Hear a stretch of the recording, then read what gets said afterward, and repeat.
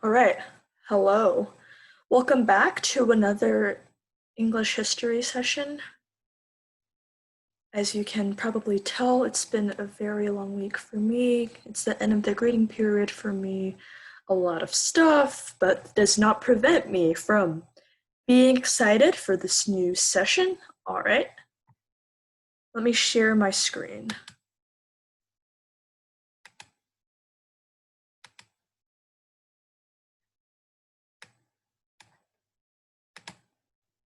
So this is session number 6. And in case you don't know, my name is Andrea Yang, and I will be teaching this, kind of. Let's talk about the 14th century. So the 14th century was very chaotic, to say the least. To say the most, you could say that it's bam, like kaboom, Shazam. There was a famine, a very bad famine, and there was also the Black Death. These are all catastrophic. It killed around half of England's population, it threw the economy into a mess, and it destroyed the political order. There was also a lot of social unrest because people were tired, they were hungry, land wouldn't do anything because all the people who are meant to be planting, they were all dead. So there was the Peasants Revolt in 1381. In addition to this, there were economic changes, which resulted in a new class of gentry. And there was also the nobility. And they created a whole new system, which is basically a different discount version of feudalism. Let's talk about some of the damage. So nearly 1,500 villages were abandoned by their inhabitants. A lot of men and women sought new chances in the towns and cities. New technologies were introduced, and England produced some of the greatest medieval peoples.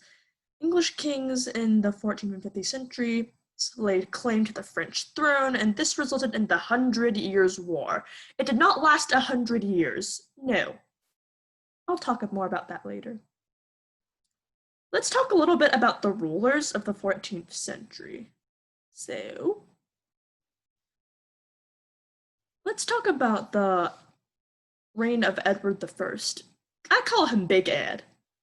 He made a lot of laws that strengthened the powers of his government, and he summoned the first officially sanctioned Parliament of England. He conquered Wales, and he attempted to gain control of the Kingdom of Scotland. That one was unsuccessful. He was also known for his anti-Semitism. He was not very nice to Jewish people. He passed a law called the 1275 Statute of Jewry. He banned the Jews from their previous roles, and he demanded that they pursue the roles of merchants, farmers, craftsmen, and soldiers. This was kind of unrealistic. So Edward decided to use a very bad solution. He banned Jews from England. However, his son was arguably far much worse. His son is Edward II. He was a disaster. He was not very good at politics, government, or fighting. He preferred swimming and dressing up. He spent most of his reign trying to control the nobility unsuccessfully, which in return showed continual hostility to him. Meanwhile, the Scottish leader began retaking all the territory conquered by Edward II's father. In 1314, the English army was bam! They were disastrously destroyed by the Scots at the famous Battle of Bannockburn. Let's talk about Edward II's son. So Edward III, yes, we have 3 Edwards. This is the third one. He was crowned at the age of 14. After his father was overthrown by his mom and her consort, when he was 17, he led a successful coup against Mortimer, and he began his own personal reign. So this man reigned for 50 years, 1327 to 1377. He restored royal authority and went on to transform England into the most efficient European military power. The Great Famine. So the Great Famine of 1315 to 1317 was the first series of a large-scale crises that struck Europe early in the 14th century. A lot of Europe was affected, and the famine caused a lot of deaths over an extended number of years and marked a clear end to the period of prosperity. So it started with bad weather in spring of 1315, crop failures lasted through 1316, and Europe did not fully recover until 1322. Crop failures were not the only problem. Sheep and cattle numbers fell a lot. The period was marked by extreme levels of crime, disease, and mass death, and even cannibalism and infanticide. People ate each other and ate babies. The crisis had a lot of issues for the church, state, and society. This also led to potential future problems in the 14th century.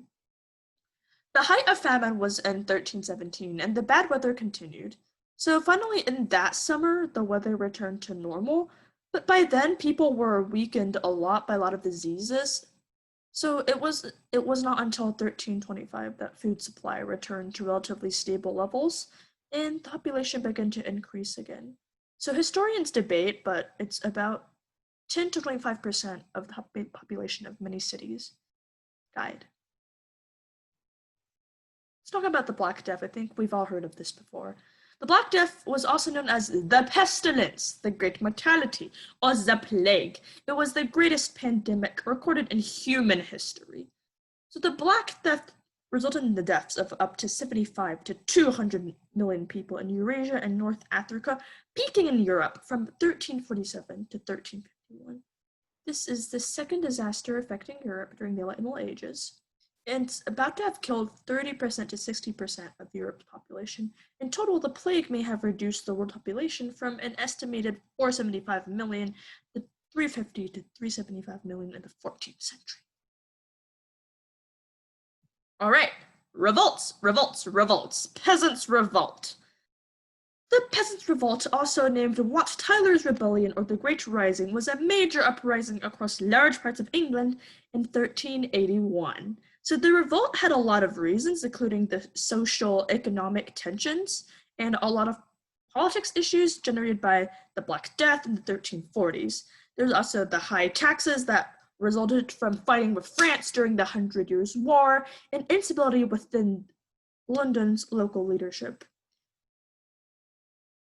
The final straw was John Bampton. He tried to collect unpaid taxes, and that ended in violent confrontation, which rapidly spread across the southeast of the country.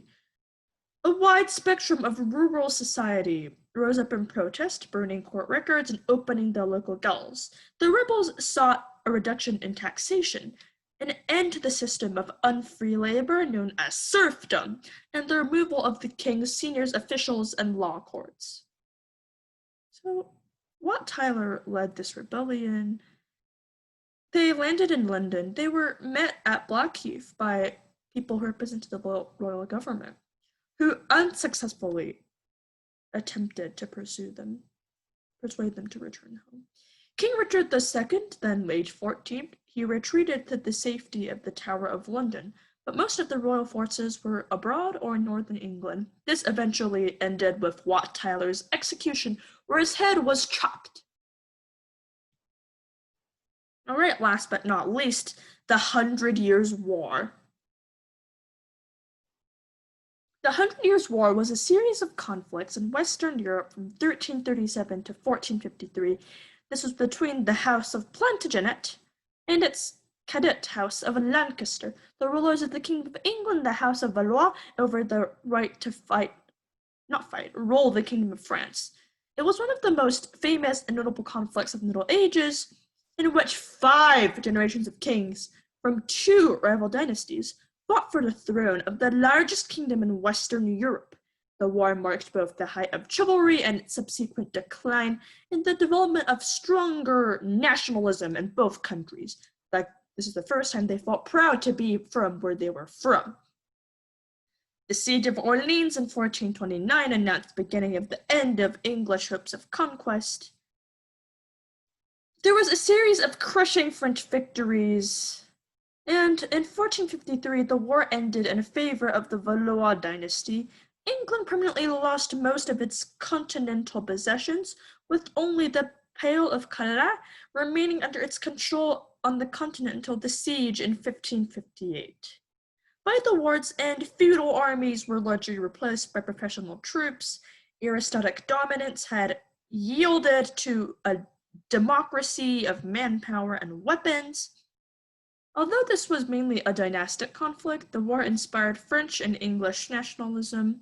The wider introduction of weapons and tactics supplanted the feudal armies where heavy cavalry had dominated and artillery became important. This war preceded the creation of the first standing armies in Western Europe since the Western Roman Empire and helped change their role in warfare.